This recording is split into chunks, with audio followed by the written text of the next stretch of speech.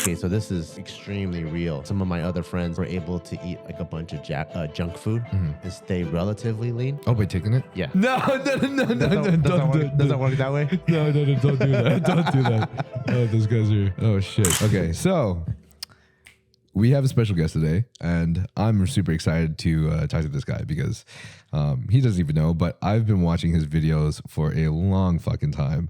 Like, I was a fan of JustKiddingFilms for like the longest time, bro. Oh, sick, yeah, like I watched you guys since high school, and then my ex in college was like Asian. So like I lived in Texas and Arkansas, right? So I lived in like a predominantly white place for like my entire life. Yeah. So went to college, met this Asian. I'm like, holy shit, it's an Asian. She's hot. And then we ended up getting into a relationship. Yeah. She showed me everything Asian, bro. Everything from like Tumblr and from like Hype Beasts and like, you know, all those brands like sick cars. And Did you feel like you're getting reacquainted with your culture? Yeah. Yeah. I was like, try this. This is boba. And you're like, whoa. yeah. Well, my parents like would get me boba when I was a kid, but like someone my age getting boba with me, fucking dude, that turned me on so much. Yeah. And you don't want to drink boba in front of your white friends. They're like, what the hell is that? Like, it's from my culture. Yeah, especially in Texas, dude. Yeah. Jesus, they're like asking me if that's like dog that I'm eating. Yeah. But yeah, dude, like ended up getting into a relationship with her because she started feeding me mochi ice cream some winter nights. And then what happened? Yeah, and then we just started watching we started watching Just Kidding News like back to back all the time, back to back episodes, like consistently all through college. We like have it in the background playing like while we were studying, or we'd just be like just chilling instead of like watching anime or something. We just watch Just Kidding Films. Hell or yeah, Just Kidding News, JK News. Yeah. Yeah. That's so cool, man. Yeah, I saw you actually on my Explore page, and I was like, who the fuck is that jacked Asian dude? And then you would always like take off your shirt, like half workout, and you're all flexing, your veins all popping. I'm like, God damn. That's why I followed you right away. Oh, thanks, bro. Appreciate that. Yeah, but so it's kind of cool to see you here, man. Kind of crazy, honestly. That's awesome, dude. Thank you, dude. Mm-hmm. So you started watching, like, what year would you say? Well, it's kind of hard for me to, dude. I have a terrible memory, to be honest. So I couldn't recall which year. I just remember seeing you and Joe's like videos when I was in high school because I would watch a lot of like Nigga Higa as well. Yeah. Oh, okay. I know. Yeah, I watched a ton of like Nigga Higa. Yeah. That was like to me, that was like the golden age of like Asian YouTuber. Yeah. Because like you would see everyone in each other's videos. That was cool. Yeah. And then even the events that we would go to. So back then, all the colleges, they would get budgets to throw cultural events. Mm-hmm. So all the cultural events, they'll do like a variety show. They'll be like, okay, we need a comedian, we need a dancer, a singer.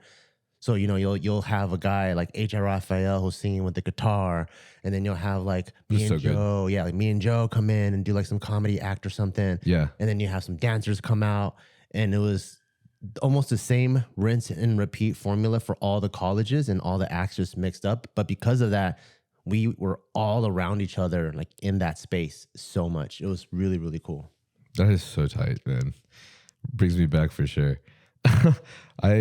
Larry Gao and I were actually just talking about like just how cool of like a situation in the community it was back then when like all the Asians would do these things with each other, and like your viewers, your Asian viewers, like we saw this as like Asians are fucking cool. Like we have something that's cool, you know? We got something that like we are represented by.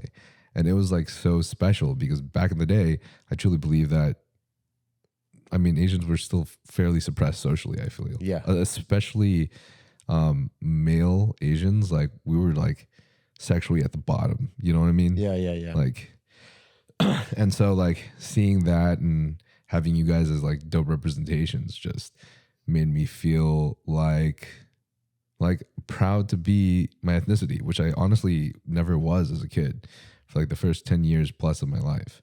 Yeah, so. Especially growing up in a place where there's no one else like you, then you're like the weird kid at school. Mm-hmm. Yeah, I remember when one of the biggest things I think that changed was, do you remember America's Best Dance Crew? Yeah. Yeah, like when that first started airing, and then you always have the stereotype, you know, black guys could dance or whatever. Right. And then it's like every season was an Asian group winning. I'm like, what the fuck? This is crazy. That's so cool, man. Yeah, you just start seeing that. And then you have like all these like sick ass singers. And because me growing up, I'm probably like maybe 5 to 10 years older than you. When me growing up, the only Asian I really saw was like Bobby Lee. So he was funny, and he's for sure gonna be like an inspo to a lot of like Asians that are in comedy, and he's like super OG. But his roles were so limited. Even like the writers on Mad TV, they're like, I don't know, let's just make them say some crazy shit.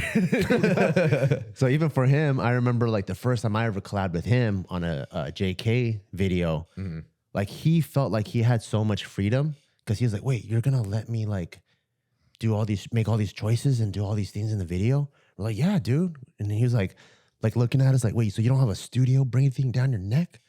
We're like, no, dude, we call the shots. Like, we're not as big as Mad TV, obviously, but we get to do our own thing.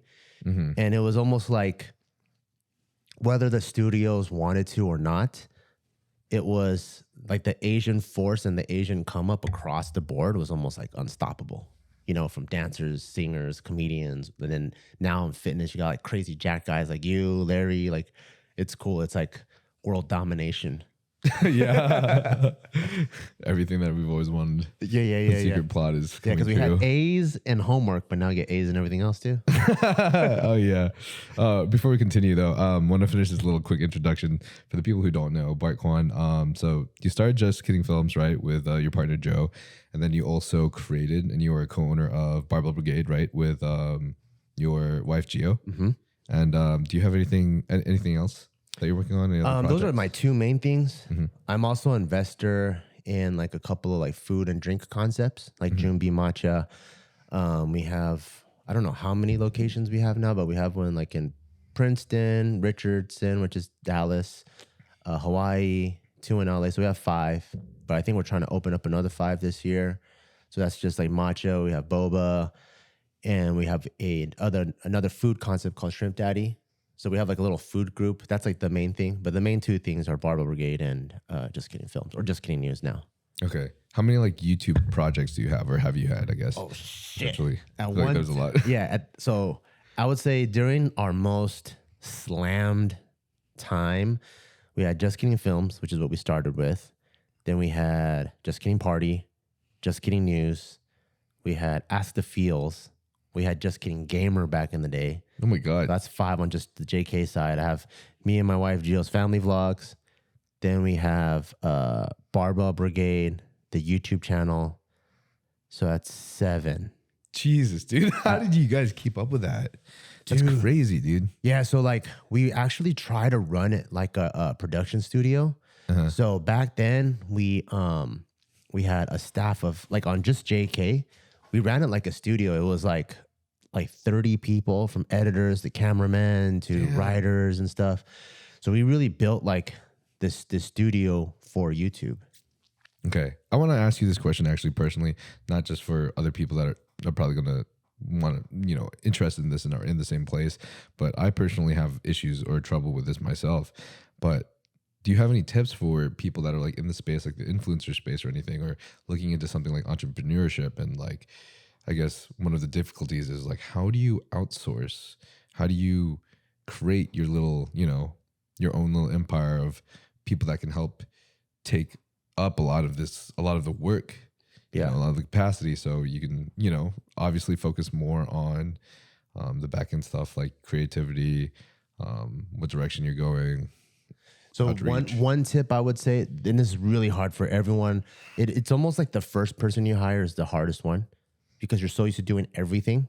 And then once you're experiencing hiring someone to do a job that they can do better than you, you're like, oh, this is how it works.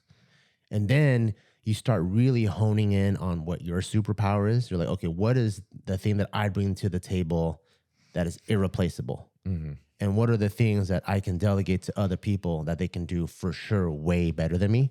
So our very, very first hire, when we started JK, me and Joe used to record everything ourselves. So a little tripod, camera and stuff. And we would since we're doing like skits and stuff, we need different angles. And I remember our very first hire was a director, and then he would start like choosing the angles, and then we would see him take it into the editing room, and he would give us pointers. And the fact that he can take the whole kind of production out of our bandwidth, then me and Joe were able to be like twice as funny, because now when we're filming, we're not thinking about camera or whatever, you know, we're just focused on the content we're trying to make. And that was our first aha moment. We're like, oh shit. And, yeah. And then from there, we're like, oh shit, okay. The camera guy now is focused on the camera and the sound and whatever. We need a sound guy. And then when we're filming, we're like, oh shit, like sometimes it goes from 2 hours to 4 hours. Oh, if we're gonna go to the other location, it'd be really nice if someone was able to kind of like pre-prep that other location. So when we go there, we don't have to start setting up again. We brought on a producer who was Gio.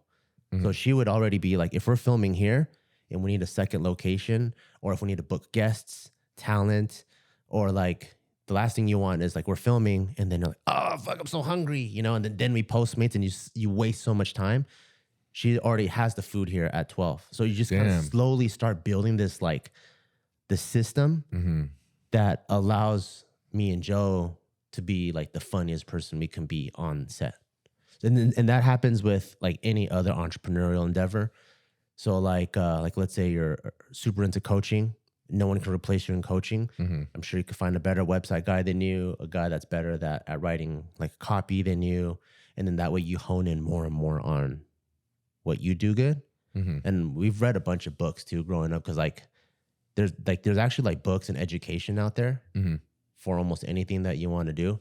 So for us, we're like, oh shit, even though we graduated college, like we literally actually know nothing about business. So we started reading a bunch of like business books, and it helped us. Yeah. Damn. Yeah, I tried to listen to Alex Hormozy. I fucking love that guy. Yeah, he's amazing. But dude, I have no idea what half of what he said. It just fucking flies right over my head. Yeah, bro. I love that guy, man. He's awesome. Shit. I feel like I need to find someone that can speak my language a little bit better first. Yeah. Before I step up to his plate. There's some like basic. So what I realized is for most businesses, there's like a very similar structure, which is why you'll see CEOs jump around all the time. Like CEO from like Hewlett Packard is now running like Mitsubishi or whatever. And it's because like most businesses, they operate with like, okay, what's like product development, like what's operations, like what's marketing like. So they all have kind of like a similar structure. And then once you understand that structure, then you apply it to yourself. And then you go, okay, who am I really? So for me, like with Barbell Brigade, it's been around for 10 years. And we don't have anyone that's like super high level professional. So we were just kind of like messing around ourselves. So I've held almost every single position. I've been the CEO. I've been like the COO, which is operations, whatever. And I've actually realized now this year being our 10th year that I'm actually a creative director. I'm actually not very good at managing people. I'm not good at leading people. I'm not good at making those hard calls. I'm actually good at being creative and then creating stuff for what the brand needs and like the aesthetic and the type of content we need to make. Gotcha. So it took a long time for me to go, okay, this is who I should be. But now I know, kind of like in a, you know, like a squad of 5 for basketball, you got point guard, center, whatever. You're like, okay, if I'm the center, then I need to hire the point guard. I need to hire the power forward or whoever. Gotcha. Yeah. Wow. Quite a lot to think about. Yeah. Damn. Okay. Cool. That helps a lot for sure. Wow. I guess when did you start deciding that, or like realizing that you wanted to expand and like do that? Was it more so like when you were doing JustKiddingFilms and you realized like, oh, this is like a lot, so like first we need like a cameraman and stuff? Or like where did everything fall into place where like, oh, you started deciding to create your own gym and then create your own, you know, clothing brand? Like where did that all just... So I think our example is probably the worst to follow, because I think someone like Alex Hormozy, it's like, this is where we're going, you know, and then all roads lead to this. For us, I kind of feel like our whole entrepreneurial trajectory or journey is this giant Frankenstein thing put together with different missions along the way. So it's kind of like this haphazard thing that's way different than someone who's extremely experienced in like, I'm going to create an electric car that changes the world, like AK, like Tesla, you know? So for us, at first it was me and Joe Then we're like, okay, we need someone to film and edit better than us so we can make our stuff funnier. Then we're like, how do we make our shoots smoother? So we bring on a producer. And then we're like, okay, if we can shoot one video every 2 weeks, who do we need to bring on to shoot like 2 or 3 videos every week so we can start stockpiling? So we bring that on, and then we're like, okay, then we need more editors to like, so we can have like increase the input, increase the output. Yeah. And then we're like, okay, look at the YouTube algorithm. What other types of content do good? So we open more channels. And then now we have like a pretty strong core team. Core team members come with friends, brothers and sisters, girlfriends, boyfriends, and they like what we're doing. So we're like, okay, how do we invent jobs to bring people to grow the family? So now it's like more family mission based, not really like business based. Like, how do we be more lucrative, but like, how do we bring more people into this happy family? And then, okay, oh, this happy family guy, this guy's really good at gaming. So that's why we opened up the gaming channel. So it was just kind of like more like ping ponging around. And then even with like the fitness stuff, it was like all the comments would always just be like, dude, Bart's jacked or whatever. Bart. And this is because it's like 2010, where there weren't that many like jack dudes like you were, or you weren't out there out and about, you know? So I was like the only like, they thought I was jacked, and then I'm dude, like, I mean, when I watch Just Kidding Films, I remember thinking, dude, Bart is jacked as fuck. Because these people are not watching you for fitness right now. They're watching you for comedy. So when they see that you're also jacked, they're like, yo, this guy's got like two cool ass things, bro. Yeah. So yeah, like they would leave comments all the time, like, yo, train me or do whatever. And I'm like, bro, I'm not a personal trainer. I don't know any of this stuff. So it just made me go, you know what? Maybe I'll just open a fitness channel. I'll just put how I train out there. Yeah. And then maybe people could follow along or whatever. So I started a fitness channel. And then because of the fitness channel, I was like, you know what? Like in the commercial gyms, I always feel like I'm the strongest guy there. I'm like, is there a lifting competition? So I didn't even know what powerlifting was. I just Googled like lifting competition. And then this thing called powerlifting came up and it said squat, bench, deadlift. And I was like, well, I don't squat, but I already bench and deadlift because I'm a bro. And I was like, well, squatting can't be too hard. I'll learn how to squat. So I literally trained squats for like 3 weeks before I competed. But I fell in love with powerlifting, looked for powerlifting gyms, weren't around. Yeah. And then, so, do you remember some old school guys named Han Champion and then Ice One Cube? Yep. So originally, Barbell Brigade was supposed to be us three. Because we were talking about how we should open a gym together. Han was huge. Han was fucking big ass guy. Fucking humongous, yeah. Did he eat McDonald's too? No, never. Oh, him? No, he actually eats like naturally clean. Nice. Yeah. Dude, Bart just got me a medium fries. My first medium fries. Don't blame it on me. Dude, this was my first McDonald's fries in like a year. Fire. Yeah, so we actually shopped around looking for a gym. We didn't have a name yet or anything like that. But we realized just our dynamic was hard because Han lived in Texas still. Ice One Cube was a full-time engineer. So it was just hard to make things work.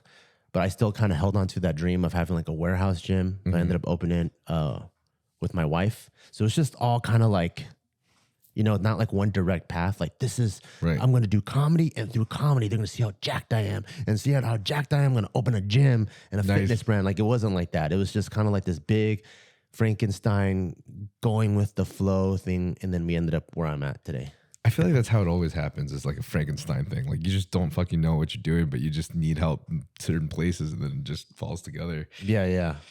That's why I have anxiety all the time. I don't know what the fuck I'm doing. Yeah. I'm just like, oh, I hope this works. But somehow it will work out. Yeah. Yeah, and it'll work out the way that it's supposed to. Right. Everyone's just like, oh my God, dude, like you actually made your podcast come true. Like you're actually doing it. Like you're consistent. I'm like, bro, I have no clue what I'm doing. I'm just like hoping that people will say yes and like we'll come talk. It'll be cool. That's dope. I mean, that's the number one like characteristic to people making it. I think it's just the get after it mentality. Yeah.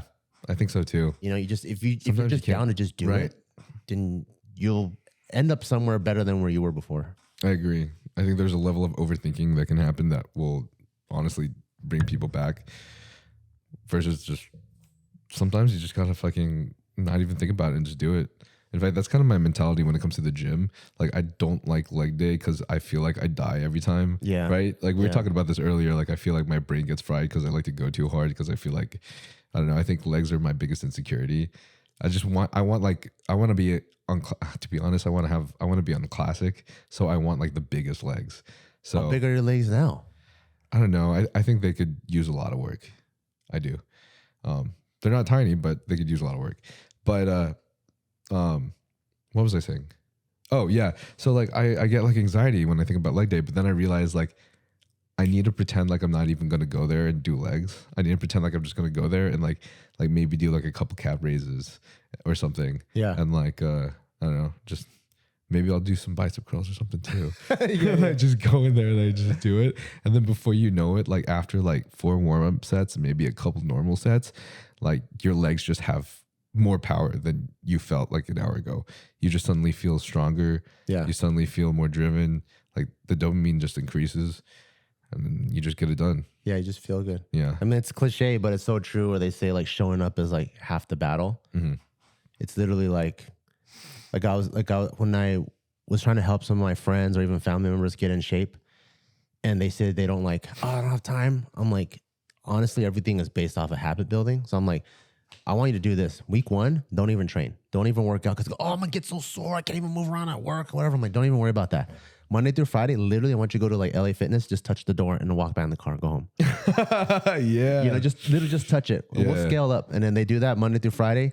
Next thing, go in there for 5 minutes, do anything. Doesn't matter. Sit on a fucking Swiss ball, fucking move your legs around, you know, any thigh master, whatever. Thigh master. Yeah, like 5 minutes, 10 minutes. And then eventually you just build the habit of showing up and you'll find something productive to do. You know, that's what I feel like is like the key for anything, even like starting to read. Read a sentence. Some people, I never fucking can't read a book. I'm like, start with a sentence a day. And then 2 sentences a page. And then now it's a chapter. And then pretty soon you're just this crazy ass reader. Yeah, true. Just happens. Did you hear about, I don't know if you've heard about like monks that will catch themselves on fire as like a sign of protest. Oh shit. I've seen it in like the social studies books. Yeah. But like essentially what they do, and I think about them every time I like do anything like this, but they completely engulf themselves in the mindset that they are not going to do anything and nothing is going to happen. But then they just light themselves on fire. And that's why they like don't feel pain. Do they got a homie in the back about to put them out or no? no, bro. These guys are gone. Oh, these guys are gone. Yeah, they commit suicide by doing this as a sign of protest. It's crazy. God, that's crazy. But it's also just insane, just what you can do through the power of your mind. Like they just expect absolutely nothing, and so they feel no anxiety, they feel no pain until it happens, and then when the fire happens, then shoots out like this. Whereas like say that, oh, you're gonna get your blood work done and you're scared of needles. You feel the pain the entire like day before you get your blood work done. Yeah, when you're at home. Even at home when you know that you're gonna have an appointment, you feel the pain there almost sometimes even more than like it actually hurts when you get it done, right? Yeah, or even like the week before, you're just like, oh fuck, I know it's gonna happen on Thursday. It's gonna happen on Thursday. Yeah. It's all because of our fucking head, man. It just makes us. Yeah, I heard those monks don't scream either. You know, once it happens, they just sit here. They just sit there. I feel like if I was one of those monks, it'd be real. I'm like, I fucking got this shit. I got this shit. And someone sets me on fire. But for them, I heard they don't scream and they just literally like turn into ashes, just silent the whole time. Yeah. Crazy. Absolutely insane. By the way, this is totally my ADD, but I was thinking about like, you know how like people think you're Jack when they see your videos like on JustKiddingFilms? Yeah. Have you ever seen Ghost Hunters? Or no, Ghost Adventures. No. Okay, so Ghost Adventures with a guy named Zach Bagans and Aaron something, and then some other guy. Oh man, I wish I could show you it right now. Maybe I can just show you real quick. But basically, I used to watch Ghost Adventures when I was a kid. Yeah. And Zach Bagans. No internet. What is what? Why does this happen at the worst times? So I used to watch Ghost Adventures as a kid just because I thought it was fun. I don't know if I believed it or not, but the main character or the main guy in there just randomly had large fucking biceps, right? And it's like, okay, so you like go around hunting ghosts, but for some reason you're jacked. Just a random jacked guy. Yeah. Just like, here, like it's kind of hard to tell because like nowadays in like this day and age, like it doesn't compare to like people in fitness, you know, in like the fitness industry. But like when he would like wear like, dude, that guy's crazy. Oh, okay. That guy's big. That guy's big as fuck. But when he would like wear like a tight shirt, like I would see his biceps come out. So like you can probably kind of see it like right here or something. Oh yeah, he looks for sure. Like when I was a kid and I saw this guy and I was like, he's just like his two friends that are with him. Like one is super, super skinny and the other one is extremely, extremely overweight. Yeah. But then randomly the main character is he's just got big ass biceps and like a big chest. Yeah, that guy looks for sure. And it's like, he's not, it's just always interesting to see someone who's jacked where being jacked is not associated with their like main profession or what you watch them for whatsoever. Yeah, it's just random. So then you're like, wow, this guy is especially cool because he's also jacked. And then because of that, I started doing bicep curls. Because of that guy? Because of this guy. Oh, that's tight. Because I watched him when I was like 12 years old and I got my dad's dumbbells and I just started doing bicep curls. I remember the first time. So, you know, growing up, like you see Bruce Lee and obviously he's shirtless. And like, okay, this guy's ripped. Yeah. And then I remember the first time you watch Jackie Chan, you're like, oh, he's more of like a, you know, funny guy and he like, does all these crazy stunts. And then you see him like shirtless for the first time. Mm-hmm. Oh, fuck, that guy's fucking ripped too.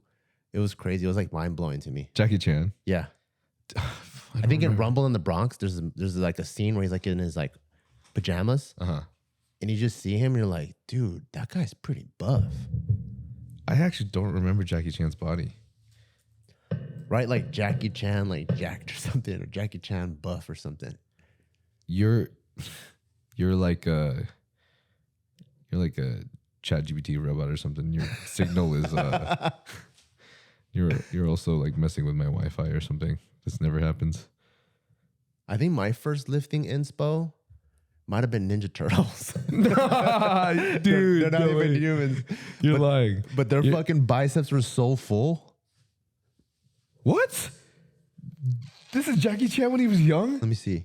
Whoa, bro. Yeah, dude. He literally looks like Bruce Lee. Yeah, he looks more shredded than Bruce Lee. Yeah, he was fucking, that guy took whey protein for sure.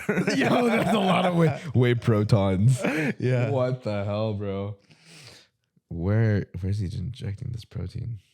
What peptides is he on? Jesus Christ. Yeah, he was jacked. Yeah, that guy is crazy. Speaking of whey protons and injecting, okay, so I know that you've never taken anything and stuff, but you've competed in powerlifting competitions. Yeah. So, like, what was that like? And I'm assuming that like a lot of the people in those powerlifting competitions were most likely running stuff.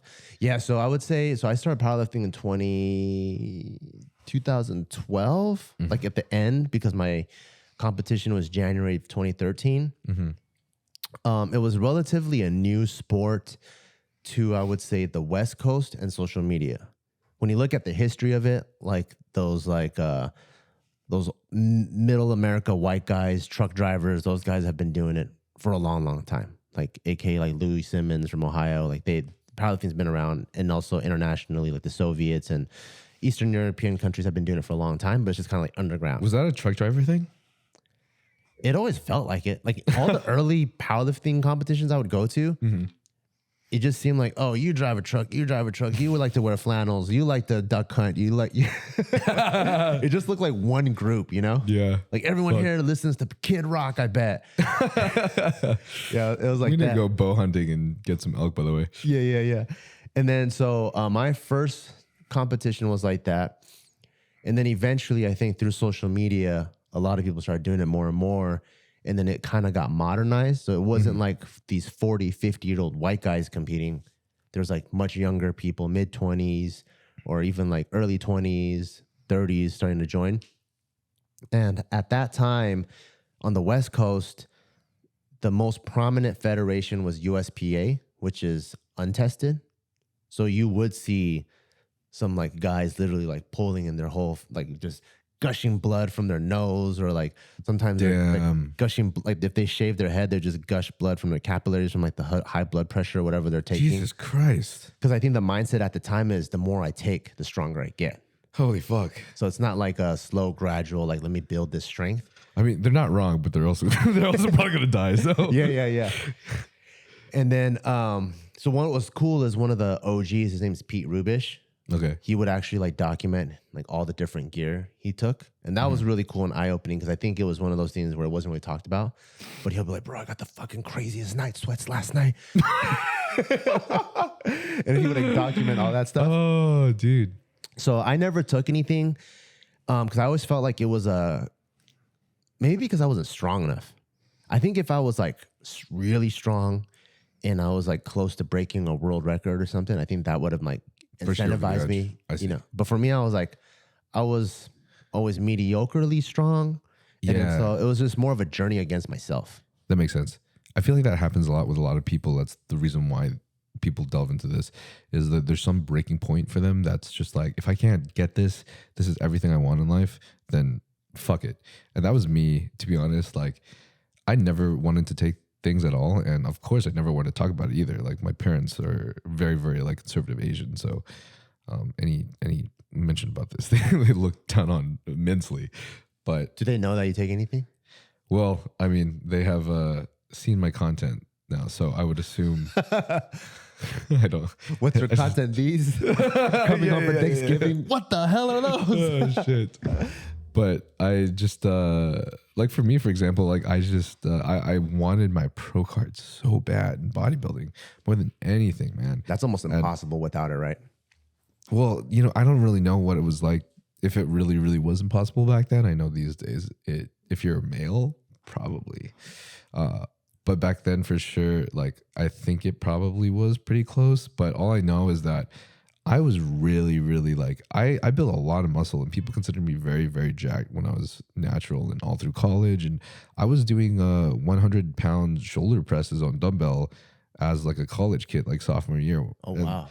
I can't even do that now on gear. Natty, you're doing just hundreds? Yeah. Natty, I was doing hundreds. I have like a video of it that I like post on my YouTube videos because I'm proud of it. Because I want to show people, I fucking lift.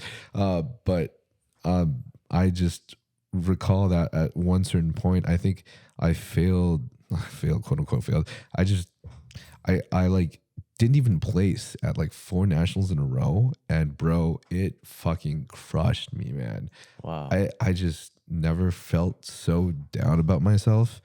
And like, it's like the one thing that you want in your life for yourself, like the one thing you're passionate about, that like you want to show your parents that you can do something. Because like, my parents were so conservative Asian, they'd be like, you can't be like, I played 7 instruments, and I sang in choir as well. Wow. And then some other shit too. They also put me in a fuck ton of sports, 5 sports or so, and then was also an Eagle Scout. And so they just wanted to build up my resume. So I wanted to like be a tennis pro at one point. Damn, my dad was like, accomplished. Holy shit. I don't know about that.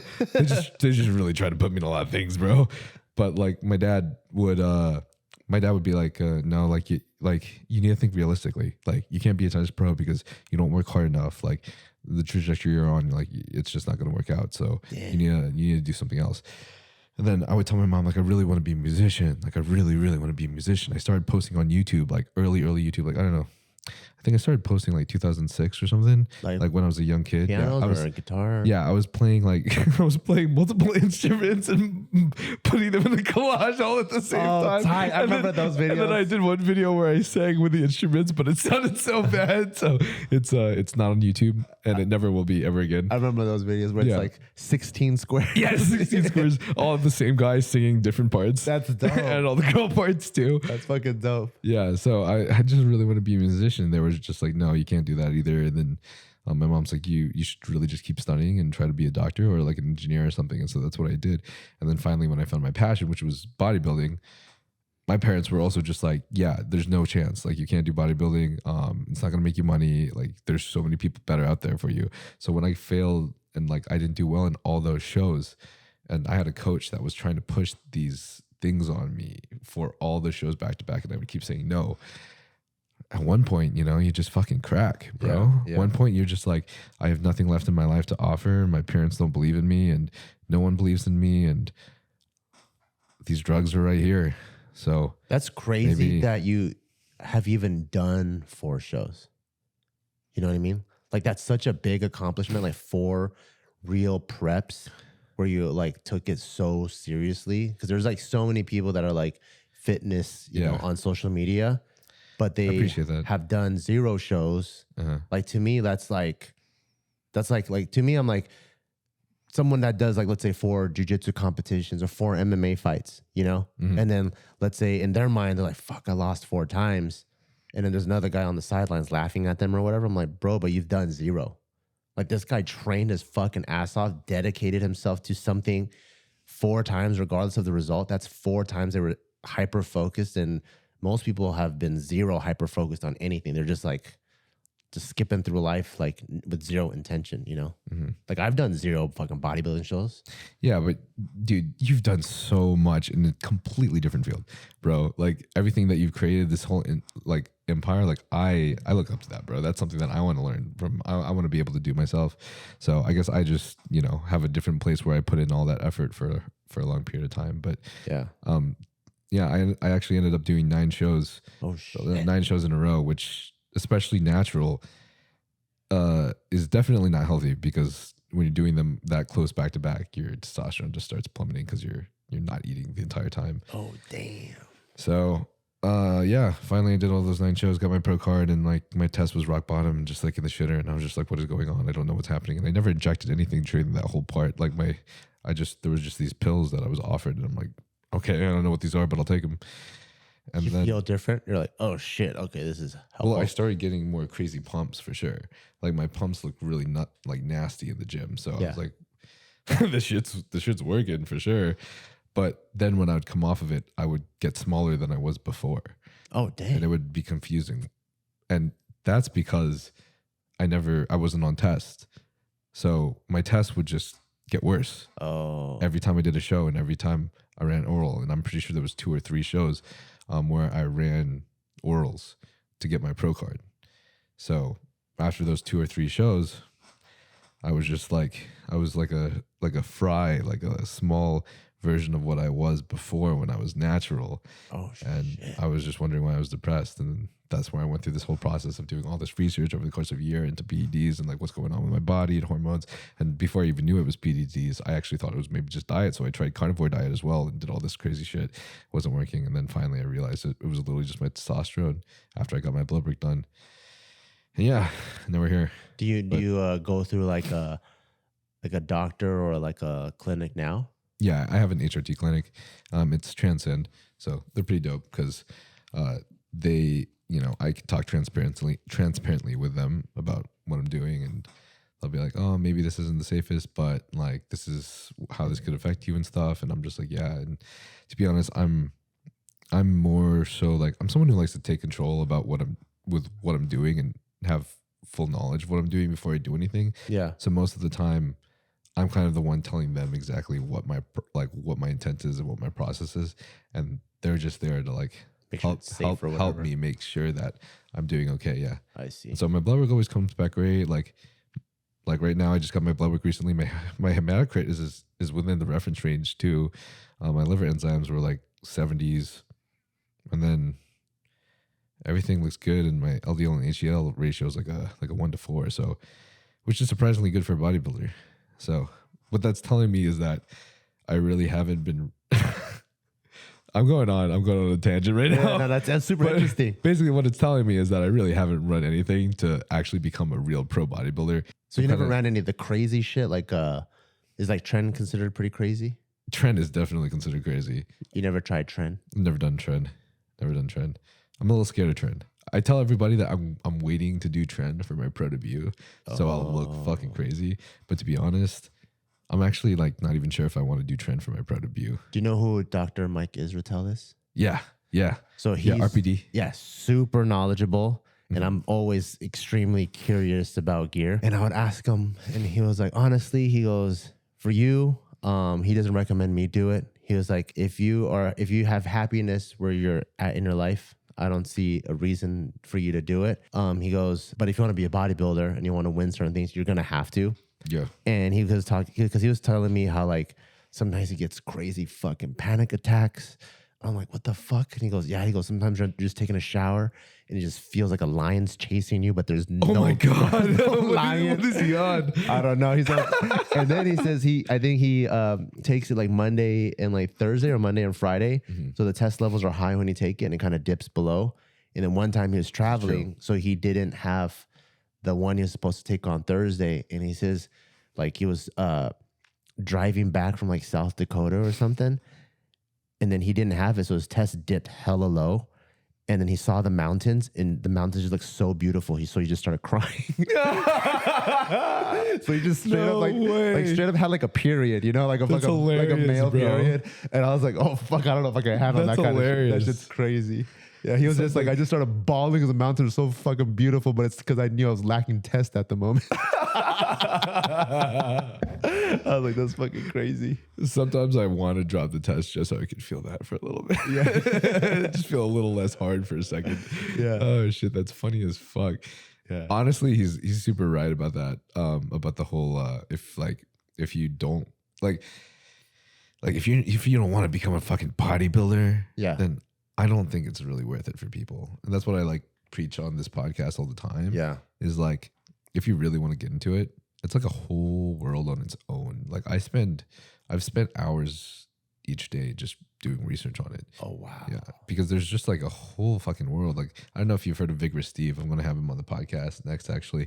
But this guy, he's like More Plates, More Dates. But he is a fucking genius, bro. And if you just ever listen to his stuff, you'll be like, what the fuck is he talking about, man? He's talking about so many different things. Like, there's so many different PDs out there. And people don't realize that in the bodybuilding industry, if you want to make it big, there are actual, like, just like there's programming for periodization programs in order for you to, you know, hypertrophy for naturals or something like that. Yeah. Or you know, powerlifting.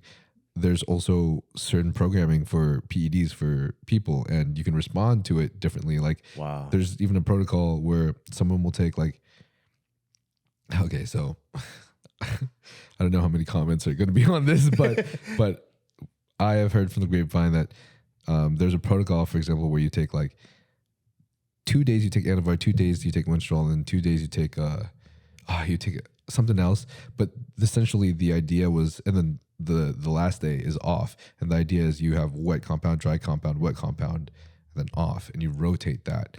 And then in the way that I don't know the science behind it, but in the way that it like reacts with your androgen receptors, it's essentially supposedly more beneficial, and you can make more gains from that. But like there is a whole process in it. Like fasting in the morning, you want to take your GH fasted in the morning because then you can do your fasted cardio. And then that way, when you do fasted cardio, you actually have more lipolysis because you just took GH, which increases lipolysis. Technically, fasted cardio doesn't actually really increase your lipolysis. Unless you're on like GH. Unless you've just injected GH. At least according to like, if you've listened to like Andrew Huberman or any of these other people. Yeah. Like Andy Galpin. Like, you know, like fasted cardio really doesn't do much until like after 30 minutes or something of some certain type of like, I don't know, zone. But there's just so much into it, that it takes up so much of your time. I see. So like you have to make sure that you're willing to give up that much time. Yeah. If that makes sense. Yeah. Yeah, it's interesting. I mean, even with, you know, Stan Efferding. Yeah. So we were talking too, and he told me, he goes, honestly, he's like, it's a subscription for life. So he was like, imagine having another cell phone bill. You always got to think about it. You always got to pay the bill. And then that's what made me go, damn, you know what? Like I just got off of contacts, maybe like, I don't know, 5 years ago. Yeah. I'm like, wait, did you get LASIK? Yeah. I got this one where they put like a permanent contact in my eye. It's called ICL. Whoa. And so I was like, I like that. I don't have contacts anymore. Yeah. I'm like, I don't know if I want to. I just got off of a subscription technically, you know. I'm like, I don't know if I want to be back on one. I didn't know that was a thing that you could get like a permanent contact in your eye. Yeah, if it's bad enough. You're like a fucking robot now. Yeah. If you have like -3 or worse, they have this thing where this is how they used to treat glaucoma patients. So it's actually like a 50-year-old technology. They do like a little incision and they put a permanent contact in your eye. Whoa, that's crazy. Yeah, so that's what I have. Can I put like the Sharingan in my eye forever? A shiny what? The Sharingan. What's a Sharingan? You don't know the Sharingan? No, what is that? Have you watched Naruto? No, never. Bro. I know, I'm so bad. What is that? Dude, don't you know anime is in now? I know it is. that shit kind of pisses me off, bro. To be real, everyone's like, "Oh, anime's so sick." I'm just like, "Fuck you guys! You thought it was weird like 5 years ago." Yeah. It's super Everyone's in just now. jumping on the bandwagon. Yeah, it's super in now. Well, what is that? What is the Sharingan? The Sharingan is just it's like a it's just like the special eye that like Sasuke's family has, or that like Itachi has, where it's like red and it has like these black little comma looking things. Oh shit! Around it. Yeah, I don't know if maybe you haven't seen it on costumes or whatever. Forget about it. But I got distracted with my ADD. Yeah. Honestly, maybe I should have just named this podcast "Off the Pill," "Off the Pill" by Naiga Haiga instead. Yeah. Yeah, we were talking about PEDs and stuff. Yeah, so like when you were competing, I guess competing against a lot of people in powerlifting. So some of those guys would be running things like for sure. Yeah, you could clearly tell. And I think, but because I think the journey has always been against myself, because I think I already came with the brand. I had a brand, so the competition was more for the content rather than trying to be like number one in the state or number one, like in the country or whatever. I see. I never felt like I had to have that pressure. It's just more about I like to do these competitions kind of to push myself, and then to like everyone else that wants to push themselves, like inspire them. So it's kind of like I think I almost view it as if I use powerlifting as a way of, how some people they just want to run a marathon. They don't necessarily have to win.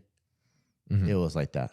Okay, that's really cool. Yeah, and then I would see people with like crazy, like this one guy I was coaching.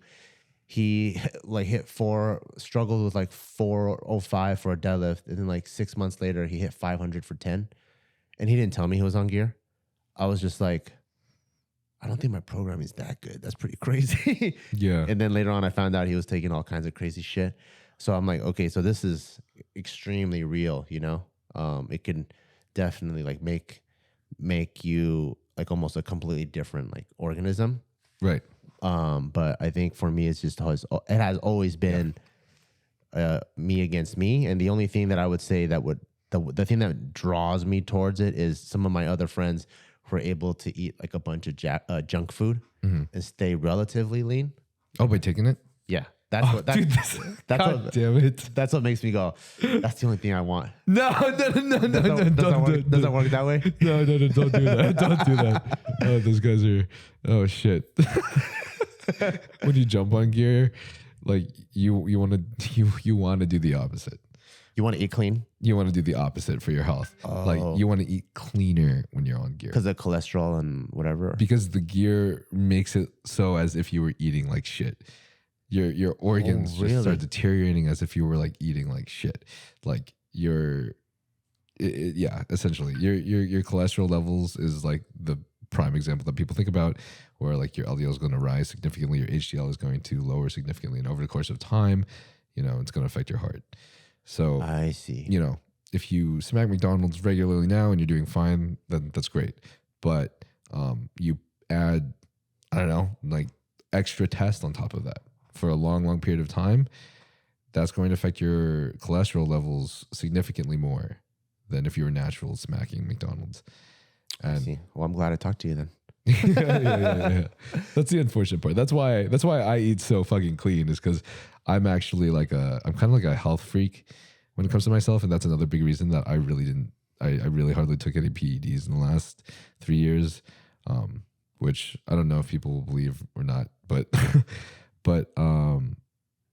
it's because just being on like TRT and then maybe like some add-ons and stuff is a lot easier than like cycling PEDs for bodybuilding. It's a big difference. It's a huge difference. I see. Like if you're just doing TRT and then maybe here or there, like you add a little bit of Winstrol or something, like your blood work's always going to be okay. You're always going to be fine. You're going to feel great. Your hair's not going to fall out that much. You're not going to get that much acne.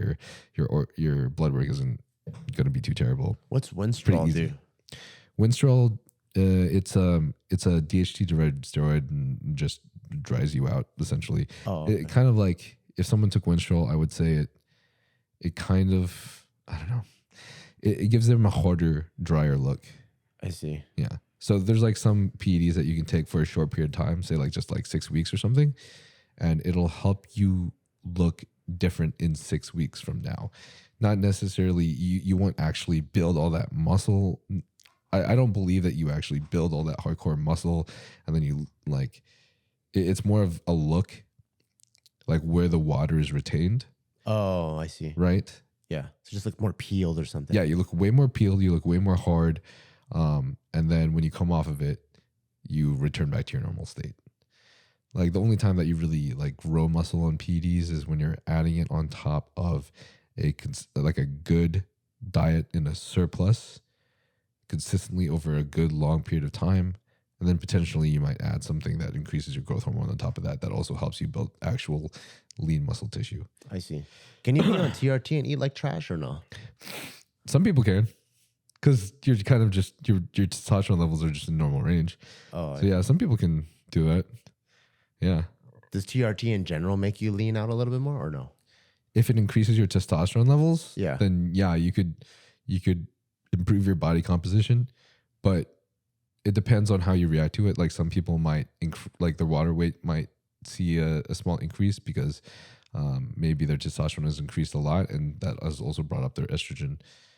So if say that you're at a testosterone level of like 300, and then you decide to jump on TRT, and then you get to a testosterone level of 900, you're probably going to feel a good significant difference in your day-to-day life. You're going to feel more energy. You're going to feel more motivated. And then on top of that... What kind of energy? Like you just drink 3 cans of Red Bull? No, I would say no. I'd say like less mind fog. You're more ready to go, and hard work feels good. Like the more testosterone you have, the better hard work feels. And that's my favorite part about testosterone, to an extent. If you go too high, then you start getting irritated that you're not working and you can't even like sit down and watch a movie with family. I think, at least for some people. Oh shit! Like hard physical work or just hard any work? Just hard any work. Any work. Oh. Yeah, any work, which is kind of cool. Yeah, that is cool. Makes you more productive, I guess. Yeah. But that person who jumped from 300 tests to like 900 tests, their estrogen could also increase significantly as well. So if their estrogen was like at 14 when their test was at 300, and now their test is at 900, so say that their estrogen's now closer to like 40, from like 14 to like 40, you're going to see a water weight increase. That's like some people also get gyno too, right? Well, I mean... No, that's from something else. I mean, you can if you're prone to gyno and your estrogen's way too high, but it depends per person. See, this is too complicated. I'm glad. I like to keep things simple. That's way too complicated. Yeah, it's probably a lot more fun to just smack McDonald's and then keep increasing your bench press. Yeah. Fuck. All right. Okay, I got another question. Oh yeah. You said that you and Gio was your what was her position? Producer. Yeah. Did you guys start dating before she became your producer or after? So we started dating. So actually I had JK with Joe. And we had a small team at the time. I wasn't with Gio yet. And then when I graduated college, I was trying to figure out what I wanted to do. And I remember we had like this meet and greet. And back then, like, we don't have any of the tools that you have now. Like Instagram wasn't even around. So we only had YouTube, and we had to get the word out for this meet and greet. So we were printing out physical flyers, and I was having like the hardest time with Adobe. And then she was like, "Oh, let me mock it up for you." And she did a really good job. So she would start tagging along with the stuff that we're doing on a very, very small scale. But we realized like she was very like scrappy and could put things together and took initiative of stuff, which is the character traits that you want for a producer. Because the producer's like job is technically almost like a project manager with a mentality of like, what's the next 2 steps so I can get those and put that together so everything just feels smooth, And that's what she was good at doing. So we brought her on maybe like a year or 2 in, and we never really revealed our relationship because back in those days, when I would introduce Gio as like my girlfriend, then all of a sudden it was like, it kind of like no one viewed her as part of the company. That's just Bart's girlfriend. So they would still come to me, or Gio would make a call and they're like, oh, that's just Bart's girlfriend, like making random calls. So we made it like our relationship in the beginning was kind of like in secret, and then she was just Gio, the producer. So we didn't really come out with our relationship until maybe like a few years later. Okay, I see. Yeah, after she was kind of like a solidified member of JK. Okay. So I guess you guys just when you guys just saw that like she had these like valuable skills that could contribute, and it just kind of worked out. Yeah. That's kind of cool. That's awesome. Yeah. So she was like, I guess one of the first girlfriends to be brought into the group. Okay, gotcha. All right. Well, for all the short kings out there, how do we get a tall wifey? Yeah, she is taller than me. Sugar mama. I guess I got lucky because I wasn't her first like dude that was shorter than her. So I think in her brain she's already been open to it. Okay. You know? That's nice. Yeah, like she told me, so she's 5'11". Her first boyfriend, she just thought he was super cool.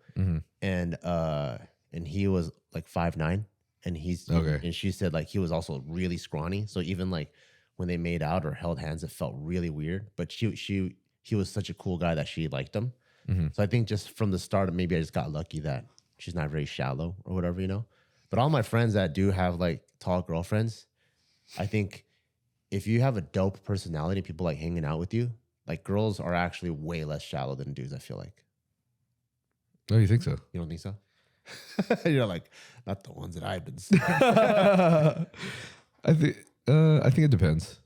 Yeah? I think it varies. But then again, at the same time, when it comes to the dating field, guys do kind of, I mean, it's guys favor appearance, right? And then girls favor a lot of other factors. Yeah. And you could look at those factors as shallow, but technically all it comes down to is how much of a supporter can they be, right? How much, how much support can a man provide? How much resources, like how can he help you like just fucking live?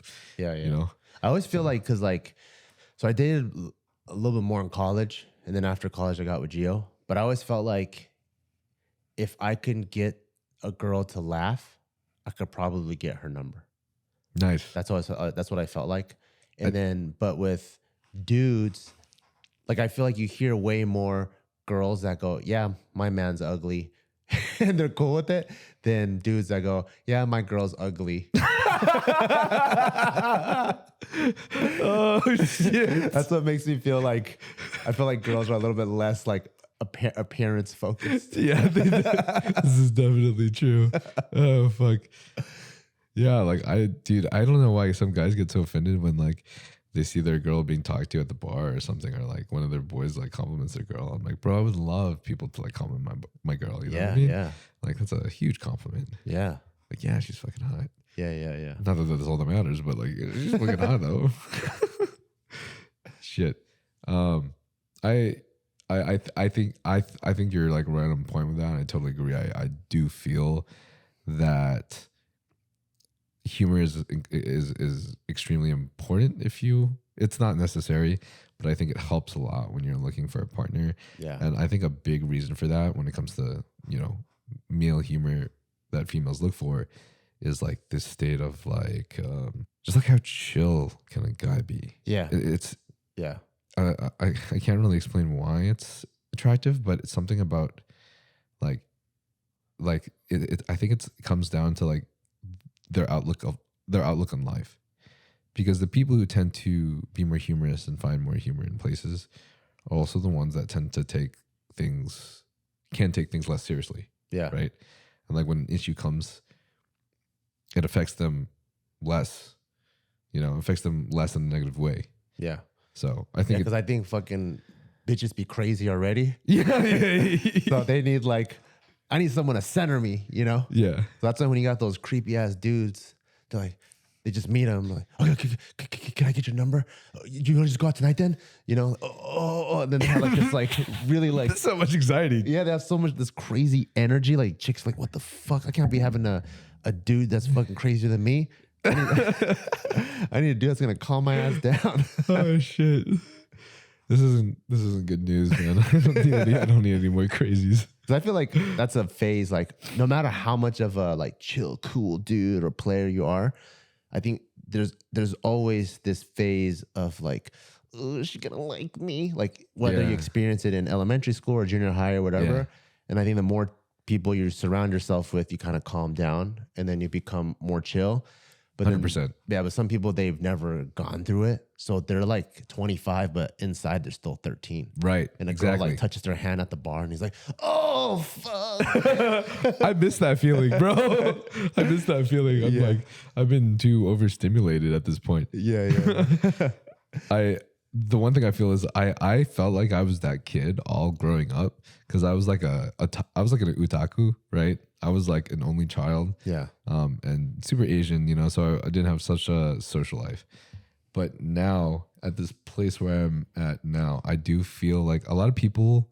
I think there's a lot of people out there that will look down on the experience I've had of being in an open relationship. But I think because of like an experience like that, now I'm in this place where I will literally be in any relationship and I will feel no anxiety. And that's dope. It's nice because I'm in a place now where everything's super easy to handle. Yeah. But it's just crazy to think that like, I think these opportunities, like if someone is interested in it, it doesn't necessarily mean that an open relationship is a way, but it can provide you an experience that could add to your person. Yeah. Yeah, especially if that's what you want. I always feel like regardless of what you do, if someone has a problem with what you're doing, I'm like, that's your problem. Yeah. I like what I'm doing, you know? Right. I'm not in an open relationship, but I'm not closed off to it. Uh-huh. And then if I were to have one or whatever, or if other people view us, I'm like, that's your problem. I love what I have going on. Right. Yeah. It's interesting. It just, I think a lot of people just have this perception though that like for most open relationships, it's all just about sex. But I think the part that makes it so phenomenal and valuable if you have a completely transparent open relationship is more so being able to learn how to love somebody else as if they were you through any conditions whatsoever. Yeah. So essentially trying to learn how to love someone unconditionally and then also putting yourself through like the worst jealousy and the worst pain that you could possibly endure. That's pretty tough. It makes you pretty callous coming out the other side. Yeah.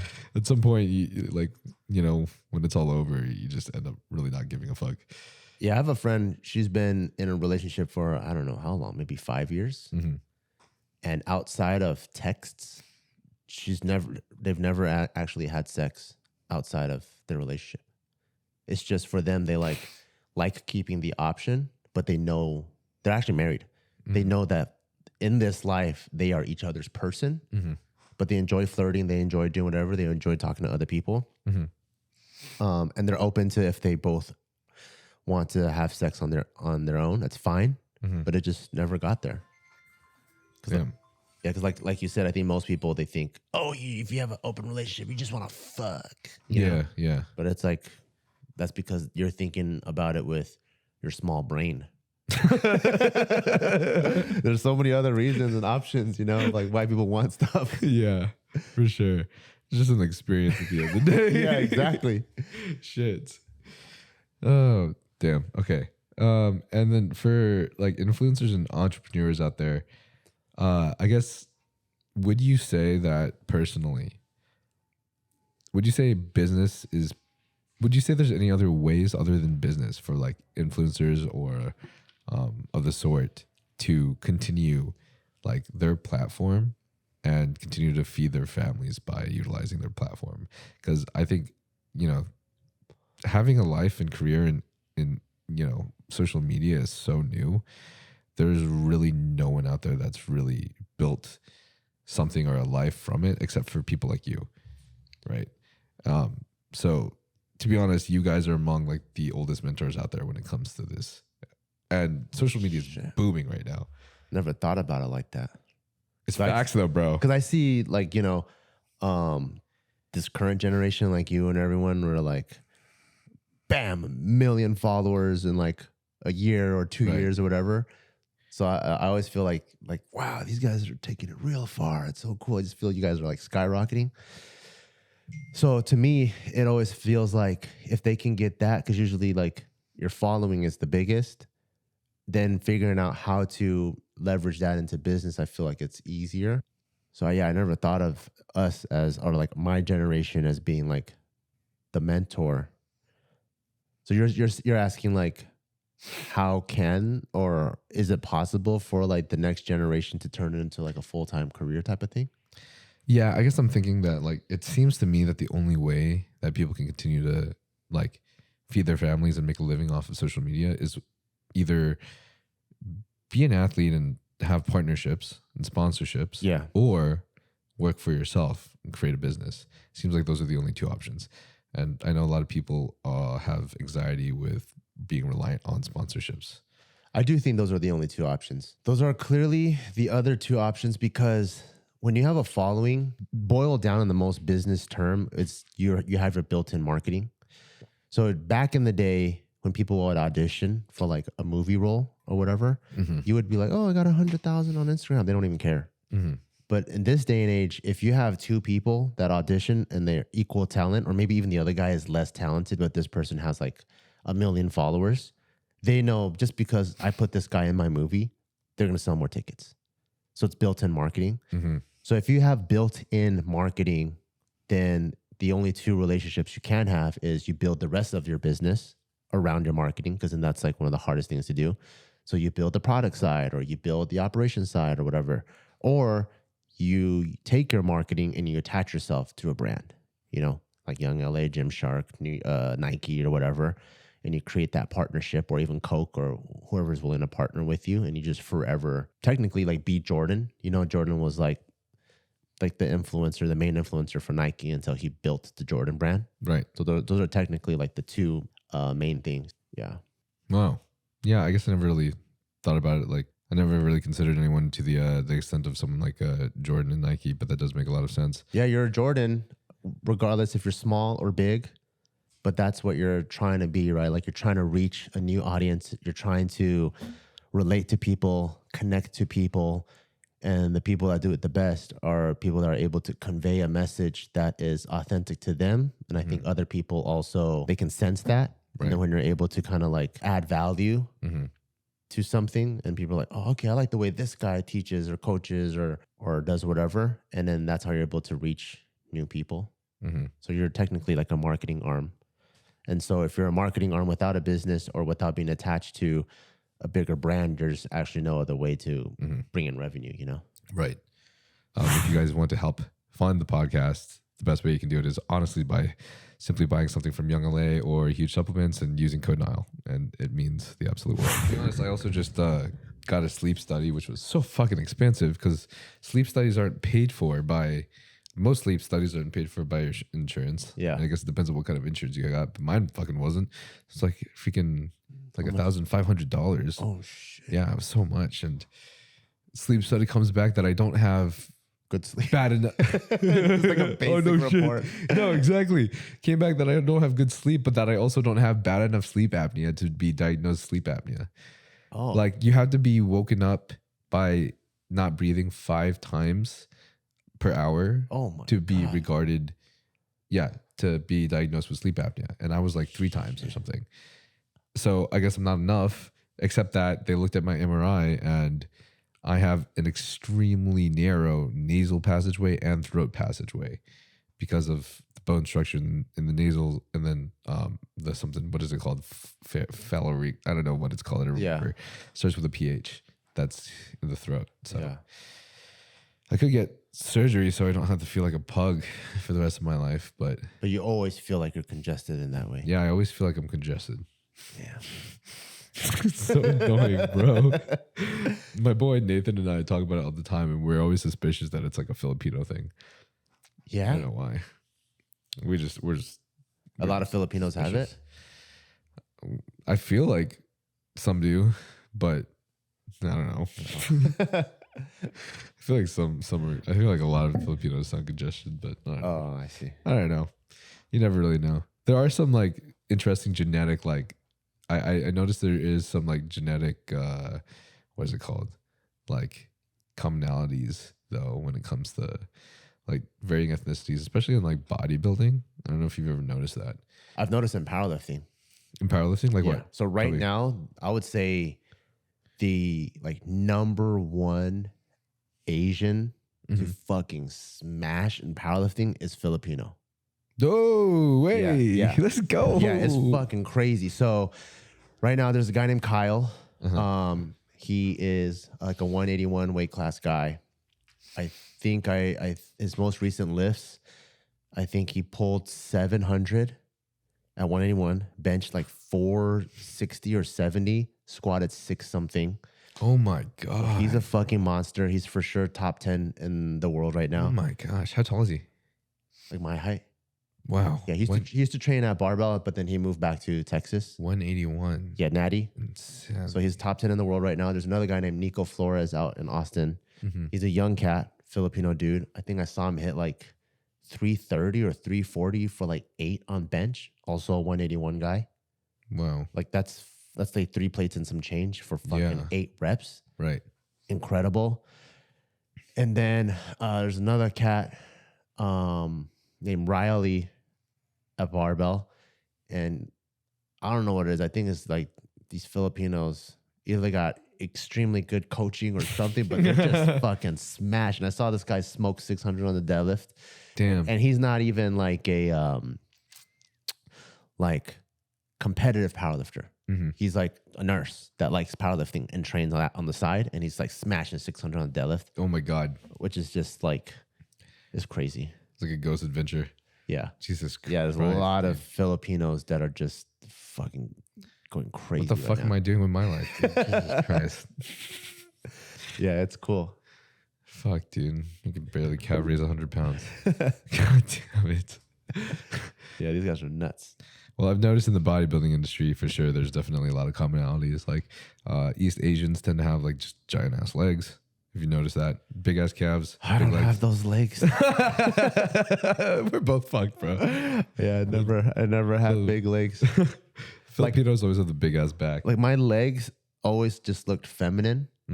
Like all my like girlfriends or my friends that were girls growing up, they're like, I want legs like yours. No way. I'm like, what the fuck? And then now I've been lifting for almost 20 years now, so my legs are bigger. Yeah. But they just look like big feminine legs. The juicy dump truck. Yeah, they just look fucking feminine for some reason. Maybe you're too hard on yourself, bro. No, I'm pretty sure if I put on like a pair of like fucking Gymshark leggings, it'd probably look sexy as fuck. Oh yeah. You should do that. You should do that for a post. I want to see. Yeah. And then I actually heard this on a podcast with Leo Longevity. He's a guy who passed away, but he was really knowledgeable in like bodybuilding as well as like the PED industry and everything. But it seems anecdotally that not only do obviously black people tend to have like I always like don't want to say things even though it's true. Yeah. But I should just fucking say it. Even though anecdotally black people tend to have superior genetics when it comes to like physical capabilities. Yeah.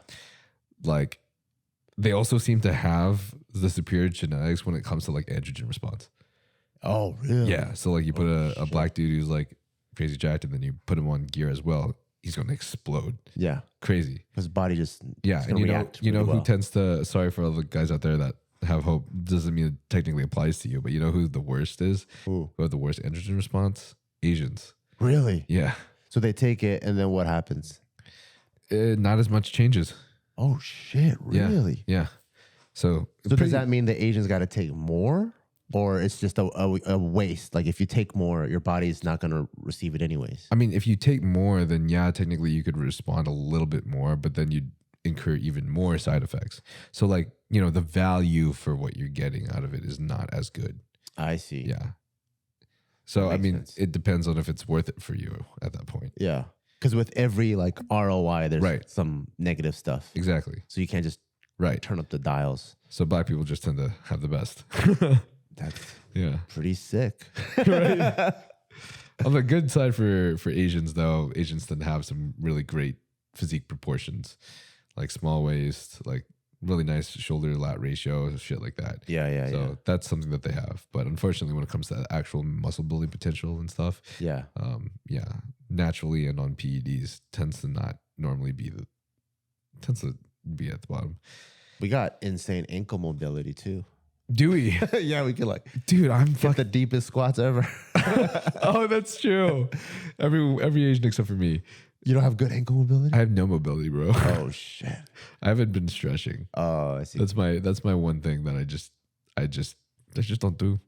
Have you been to Monterey Park? I'm lazy. Huh? Have you been to Monterey Park? It's like a city, like a little bit more east from here. It's like 70% Chinese. You'll see like fucking 70-year-old grandmas in the front lawn just descaling fish. No way. In a squat like this, and you just see fucking fish scales flying everywhere. That's hilarious. And they're still hitting that like deep squat. I need to spend some time with grandma. Yeah. That's why I like going to the Philippines. Yeah. Because I see all these people doing crazy things, and my family makes me like sit on the floor and like sitting on my knees or sitting cross like this is the most painful thing that I've ever experienced, but I know it's good for me. Yeah, you're like, give me a goddamn chair. Shit. All right, I want to ask some of these questions because we asked some people. Okay. Yeah, on the stories, and hell yeah, some of them had some questions for you. This is an interesting question. Has Bart ever given up on his career? I don't think so.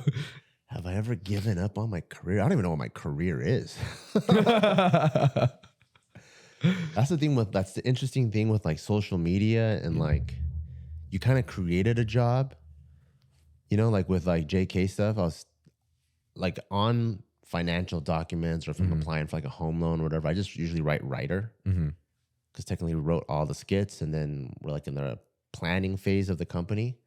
But I don't even know what we really are, you know, when you're like a creator or influencer. I don't even know what the hell it is. So I don't even know what my career is, to be honest. We're just doing things. We're just doing things. You're an entrepreneur, dude. Entrepreneur. You're an entrepreneur. Yeah. Tell Bart to bring back Ask the Feels and Asian Skid Skid. Bring it back, bro. Yeah, people really like Ask the Feels. That was our kind of like relationship, sex type of channel. Oh, that's cool. So it was cool because like we're all in different relationships and stuff, and they would always ask questions. Oh, like what would you do if they did this, or what, how do I get a girl, or whatever. One of the reasons why we stopped doing it was it ended up being like 70% of the questions that get phoned in because we actually let people call, so they could leave a voice memo, we can hear it. Right. 70% ended up being, is my dick big enough? Oh my god, that's it. Why? Because we're all Asians.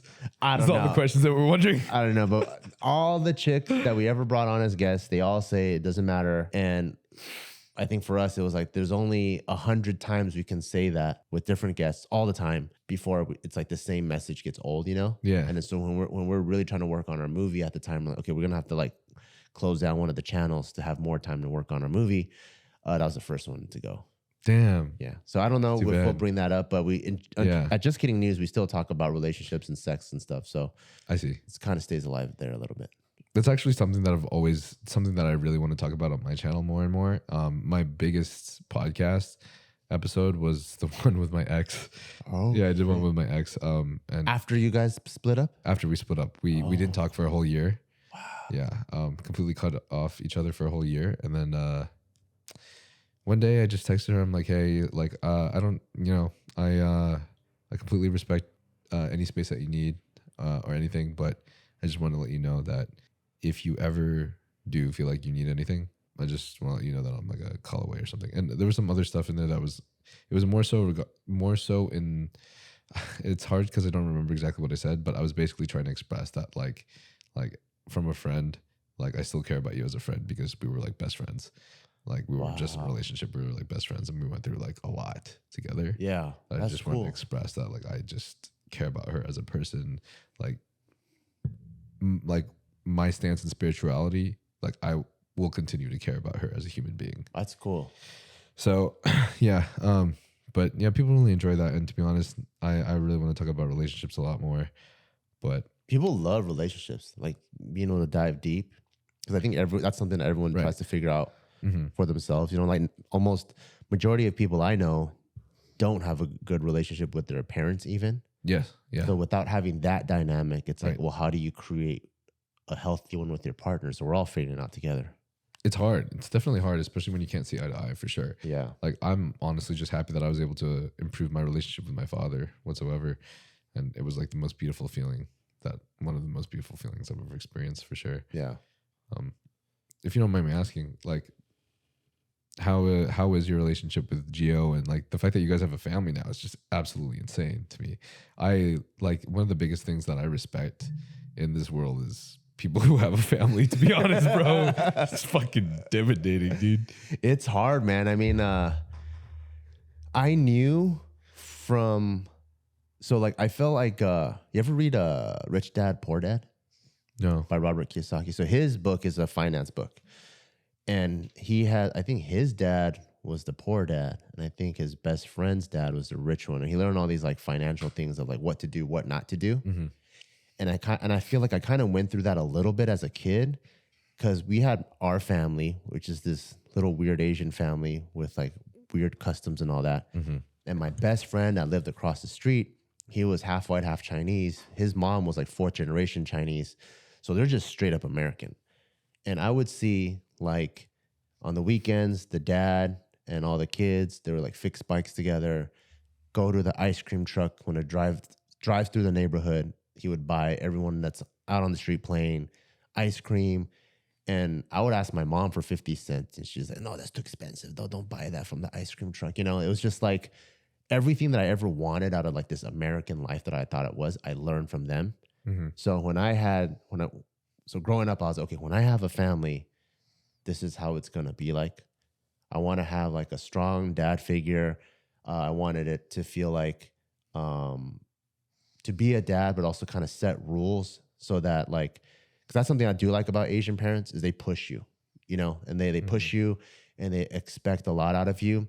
But the part that I didn't like, I felt like my parents never knew who I was.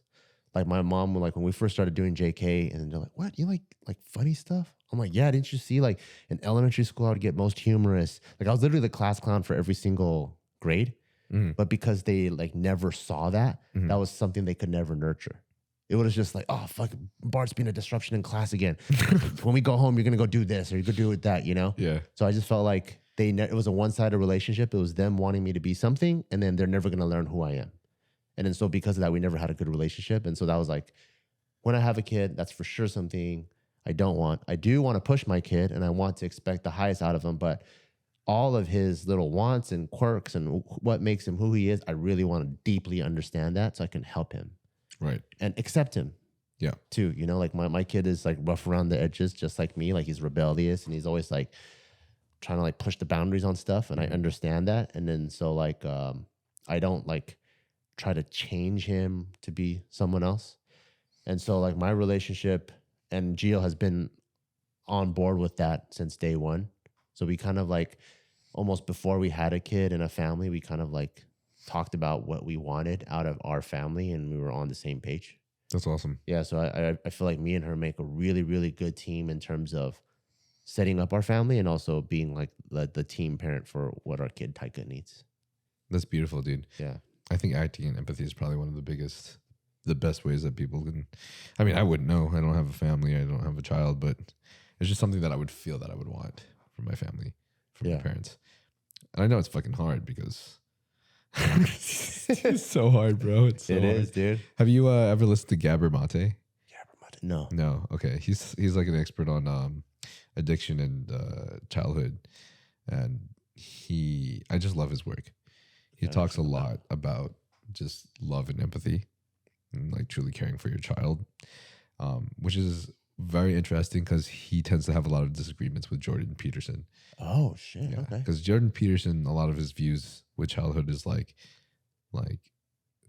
you need to punish your kid, you know, which is understandable in certain situations. But I think Gabor Mate just attacks it from a different point. I gotta check him out. Yeah, so it's pretty interesting to listen to. I'm sure it would be intriguing, especially if you're a parent. Yeah. So I think listening to these people, though, is part of the reason why I have so much anxiety when it comes to having a kid. You're like, what do I do? Is it this or this or this? Shit, dude. Yeah, I just have like clear, hard boundaries of what I don't want. Yeah. Like this is how I was raised that I did not like. Yeah. Like there's times where like my parents beat the fuck out of me for like sometimes I don't even know what I got in trouble for. Mm-hmm. Like there's times where like I remember like spilling like a gallon of water in the front of the house and I got the shit kicked out of me. And then I remember getting kicked out of the school and my mom just gave me the silent treatment.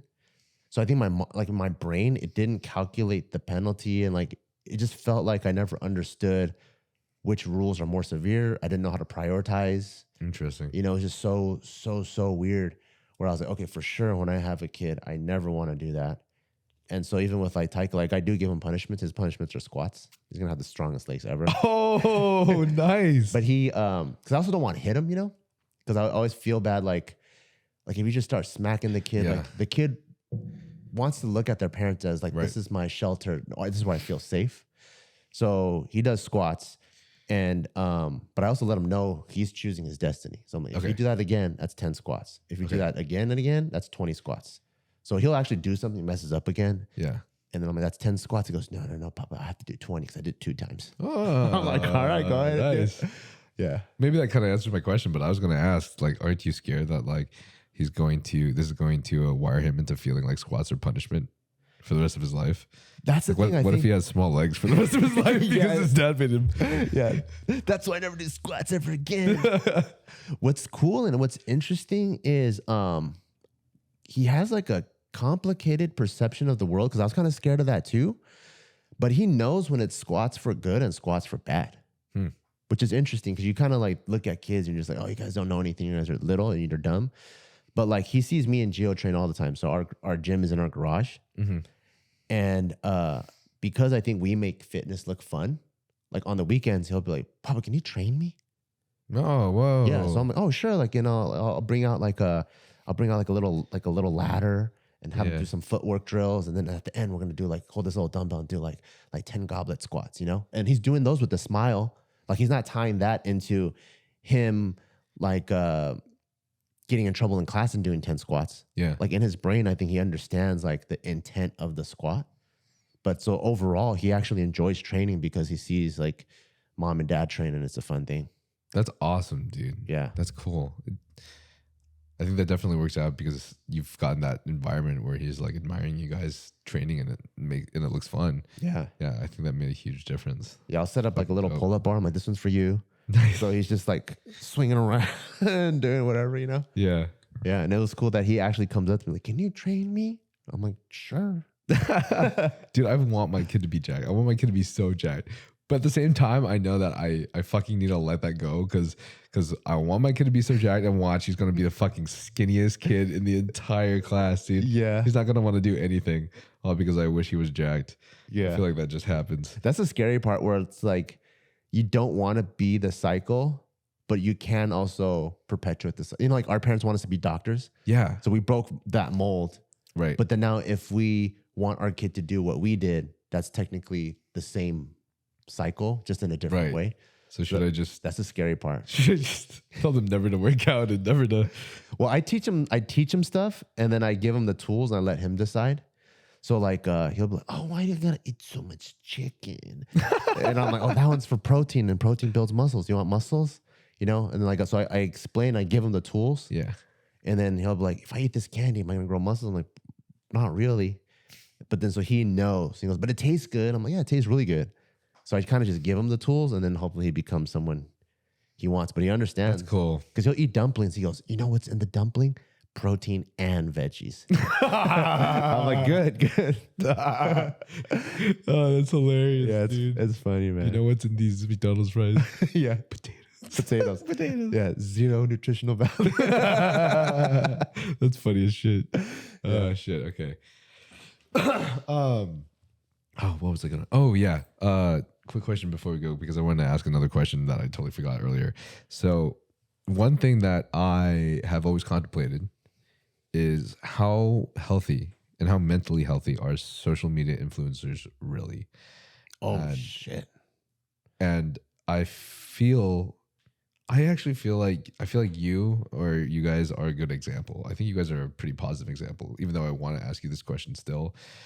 But I feel like a lot of other social media influencers might not be as mentally healthy as you guys are. So I'm just wondering if you don't mind me asking, like, what's your, I guess, dude, just like how hard has it been? Like, what have you like fucking experienced? Like, I would say building this up. Yeah, it's tough. And I've been around for a long time. So I've been around to see like relationship channels end up in divorce. Oh, and then they talk about how they've kept up a fake relationship for the sake of the channel. Mm-hmm. And now they can't keep it up anymore because they've been technically divorced for 2 years, but now they have to announce that they're separating. Like I've seen shit like that. That's fucking nuts. Yeah, I've seen people publicly come out and say they need to take a 1 year hiatus or 6 month hiatus from this. Mm-hmm. And I think social media, it's inclined to put you in a bad space because, you know, in real life, if like I know you and you're telling me how happy you are for your next show, for example, right? And because I care about you, I support you, and then if you feel fulfilled, you're like, cool, I shared something about myself that I liked. I have support from it. That's awesome. But the problem with social media that makes things unnatural is what you're sharing is now has a quantifiable metric. So there's times where people will share the same thing and they might not get the likes that they want, or they learn that this thing gets this many likes. So they start posting things to gain the likes and not necessarily be themselves. And managing that expectation is such a difficult thing if you're not self-aware, and it can easily take you down like a super dark path. So I do feel like people that want to go on social media, it's really important to kind of first manage your expectation and go, is my social media going to be me, or is it going to be like my store? So for example, like the difference that I see is like if you own a donut shop, if someone goes and you know that this is clearly you're just doing this for business, mm-hmm. and it's not your grandma's recipe or anything, you know, it's just I'm just opening a donut store because I heard it's lucrative. When people go, oh, your donut fucking sucks, it probably doesn't hurt that much. Oh, that's fine. This is my store. I'm gonna go back home to my family anyways. They love me. Mm-hmm. But when it's like, this is my recipe that's passed down from generation to generation, when someone tells you, oh, your donut sucks, it hurts a lot.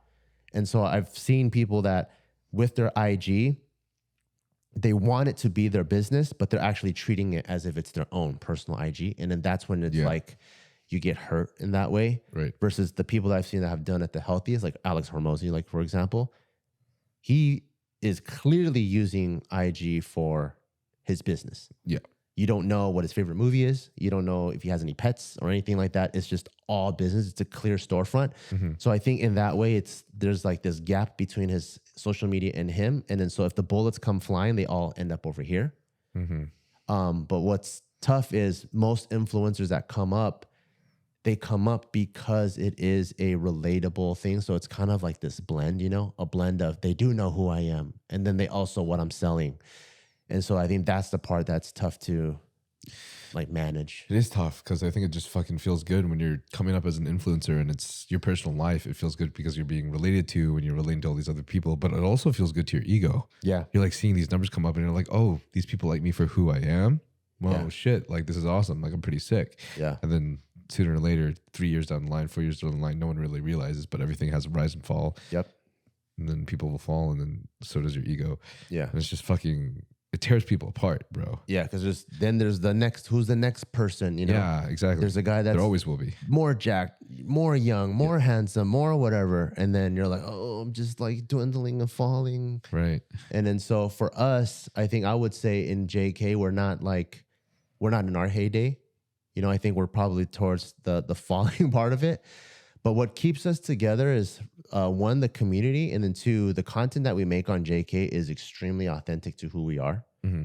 So we're not really playing the algorithm game. Mm-hmm. We just do content that we like, mm-hmm. and we're not making like the Mr. Beast millions of dollars, but it's very sustainable and it's very true to who we are. Yeah. So it's helpful that way, you know? I think that's one of the biggest things that people need to realize is sustainability. Yeah. Because everyone wants to like blow up on social media. So you do idea-based videos consistently on social media for so long, but like how long can you keep that up? Is that something you want to do for the rest of your life?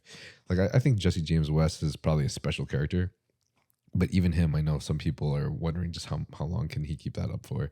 You know what I mean? Yeah. But maybe he's special, you know, maybe he has a special power. Maybe this is something that he just wants to do forever. But for most people, I feel like that's just not sustainable. Yeah, it's not sustainable. And you're always going to be replaced no matter what, you know? Like even the best restaurant in town, 20 years later, there's this new one that whoops that one's ass. Like that's just the way things are. People are always going to find new ways to improve. Right. And so I feel like, but being like having community, like knowing whose opinions really matter is extremely helpful. Because then you kind of like get a taste of real life. And I think that's like the most important, you know? I see. Yeah. Would you have a recommendation for, I guess, someone as an influencer who has built something like that? How can they continue to maintain or build like a community around what they have rather than just try to like hit the explore page or something? Yeah, I think it's important, like keeping real friends, having real friends, and having real friends where like if there was social media, you guys would still be friends. And I think that is extremely important, you know, versus like it's so easy to get caught up in the system. Like I view social media almost like Hollywood. It's so easy to be in this Hollywood system where all your friends are also actors and stuff. And then like, let's say your movie tanks and then all of a sudden no one picks up your phone calls. Like I'm sure that's devastating.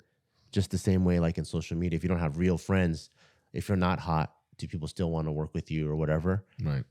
And then if your self-worth is attached to that, it can be really, really painful. So it's important to have like real friends, and you meet real people in both Hollywood and social media. And then like, but always like having that self-awareness and knowing like, okay, my self-worth isn't this, I'm using this as a business, and then keeping that distance.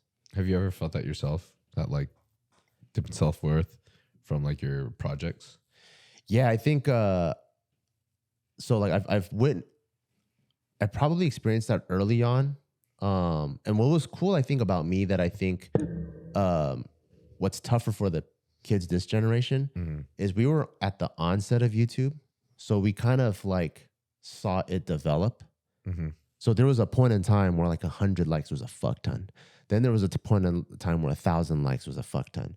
Then there was a point in time where 10,000. So I kind of was able to kind of grow with the machine, you know, because I was there when it was only YouTube, and then there was Facebook, and then there was IG, and then there was like Vine, and there's Snapchat. So I was slowly able to kind of get accustomed to it.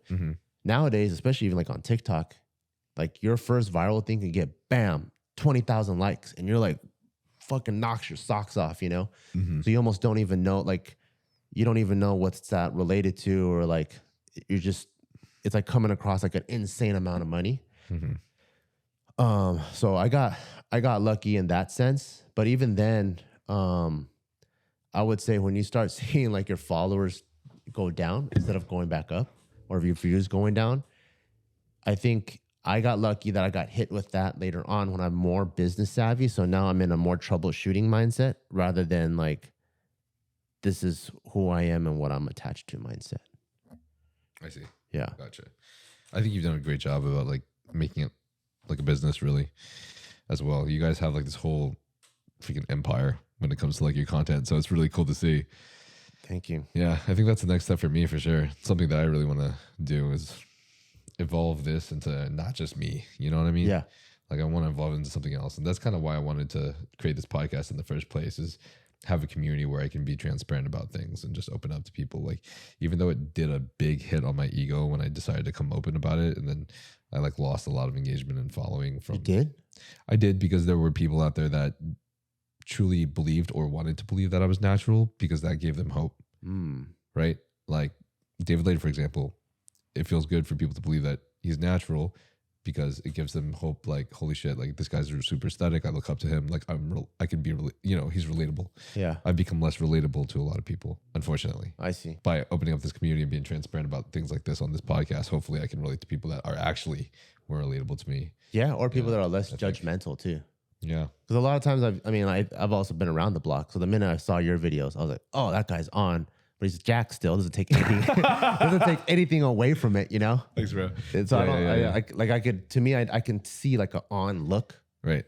Because to me, like people always tell me like I always tell people natural bodybuilding is like the wackest thing in the world. It looks like a bunch of people who never lifted stepping on stage. That's literally what it looks like, you know? Yeah. So like, to me, I'm like, if I'm ever gonna be a bodybuilder, I'm gonna be on, because the whole goal is to look like an action figure. And when you're natty, you just don't look like an action figure. Wait a second, aren't you competing here in a second? I will be in a lame ass, a lame federation. So you better take that back, bro. Nah, you're gonna see me fucking 160 trying to flex like 12-inch arms. Nah, you're gonna look shredded as fuck, dude. Yeah. So the minute I saw, I was like, okay, I know. But I think a lot of people, I think they'll come back around. They're just judgmental because they don't know. But once you do, I think it's good that you're being vulnerable and honest about it, because that's what prevents people from doing things stupidly.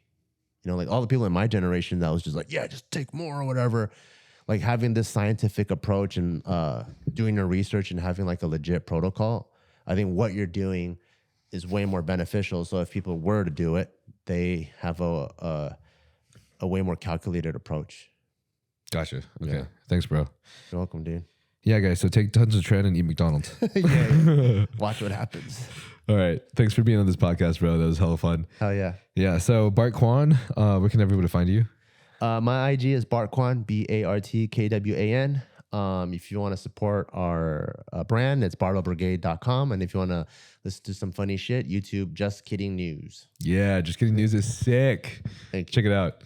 All right. Thanks, guys, for watching again. If you want to support the podcast, best way and best non-cost way is to rate us at 5 stars on Apple Podcasts and Spotify. And then also, send us a little like, comment, and subscribe on the YouTube channel.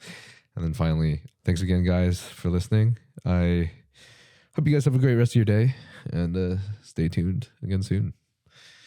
Peace.